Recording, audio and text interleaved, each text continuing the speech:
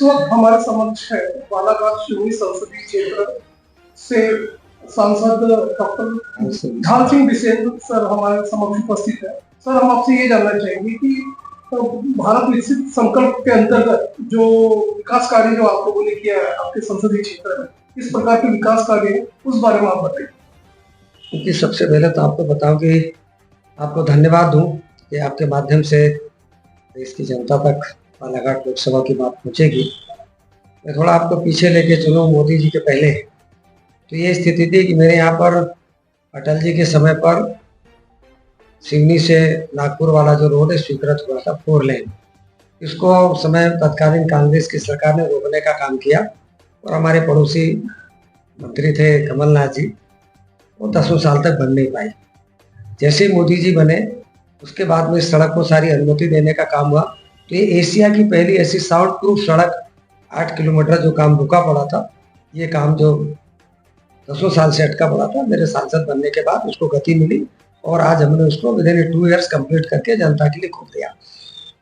इन सब के अलावा यदि हम विकसित भारत की जो कल्पना है, तो इसी तरह से रजे गांव से लवादा बालाघाट के क्षेत्र में वहाँ पर 4 लेन का काम चल रहा है, बहुत तेजी के साथ काम चल रहा है। इसकी स्वीकृति मिली, सारा अवार्ड होने के बाद उसका काम प्रारंभ हो गया है। वो एक बड़ा काम है। इसके अलावा हम यदि सिवनी की बात करूं तो सिवनी में हमने बंडोल से कानीवाड़ा, बंडोल से लेके कोहका छिंदवाड़ा रोड पर, भोंगा खेड़ा से चौरई, ये 3 सड़कें बड़ी CRIF के अंतर्गत और PWD और MPRDC के अंतर्गत इन सड़कों का निर्माण कंप्लीट करा दिया। बरघाट ये सिवनी विधानसभा के काम है। बरघाट विधानसभा में हमने जो सड़कें ली वो गंगेरुआ से गोपालगंज, 2 पुरानी सड़कें अटकी पड़ी थी, टेंडर होने के बाद भी वर्षों से काम नहीं हो पा रहा था। वो था हमारा धर्मकुआ से धारना और बरघाट से कानीवाड़ा।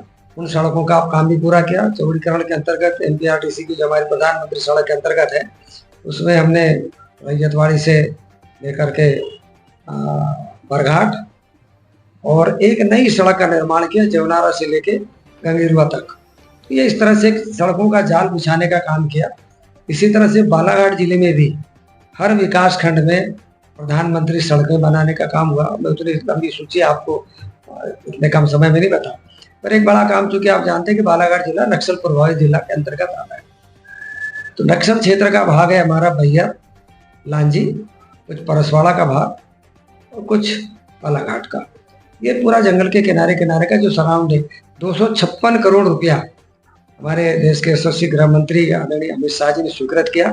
तो 33 सड़कें और 17 बड़े पुल 256 करोड़ के स्वीकृत किए और आज लगभग उन सारे कामों का पूर्णता की ओर है। तो इस तरह से दक्षिण प्रभावित क्षेत्र में बहुत बड़ा सड़कों का और पुलों का जाल बिछाने का काम किया।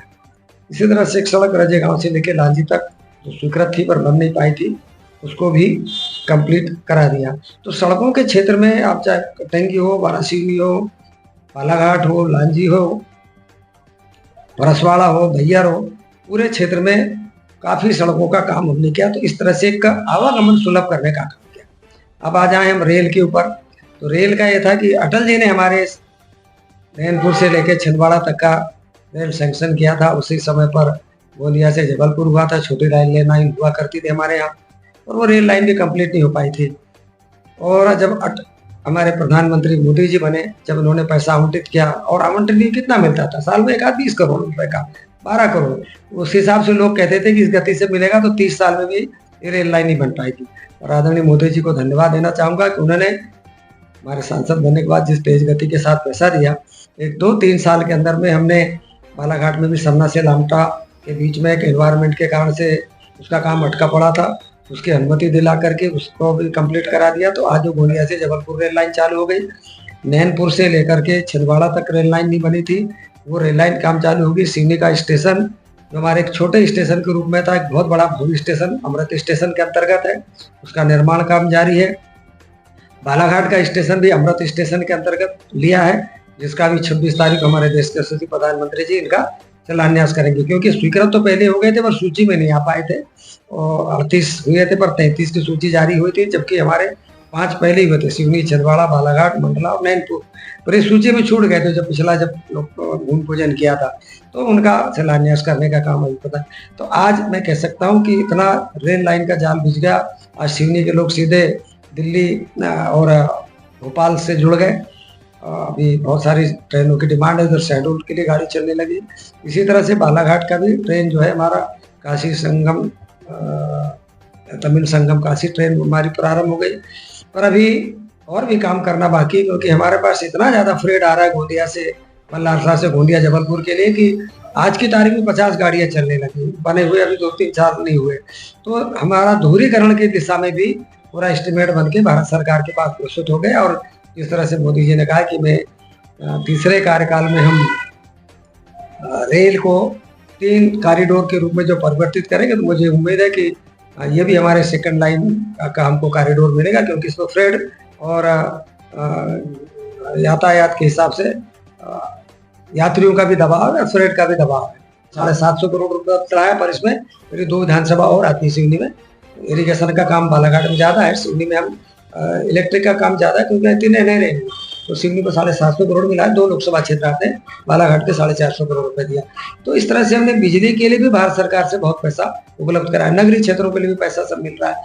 तो ये सभी जान रहे हैं कि यदि मोदी जी की सरकार है तो विकास के नए नए आयाम खुलेंगे। और लोग ढाल सिंह बिसेन के बारे में इतना जानते हैं कि जहाँ हम कुछ नहीं सोचते, मोदी जी को के बारे में भी उनको इतनी मान है कि जो हम नहीं सोच पाते वो मोदी जी सोच करके जनता के लिए करने का काम करते हैं। जो कहीं ना घोषणा पत्र में होता है, ना कहीं कहा गया होता है, वो अपने आप पब्लिक के लिए मिलता है।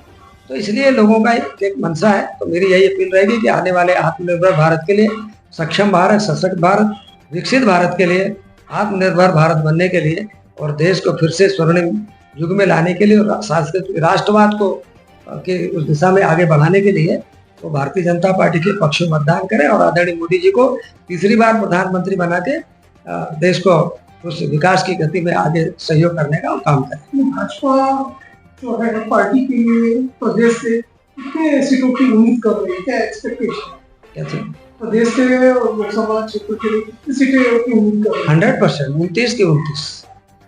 देखिए, पिछले बार भी हमने 28 सीटें जिता के थी, तो पड़ोस की हमारी बहुत 30-32 हजार के मार्जिन से पीछे रह गए।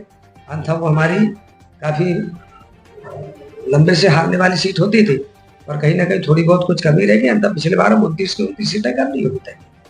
धन्यवाद। धन्यवाद।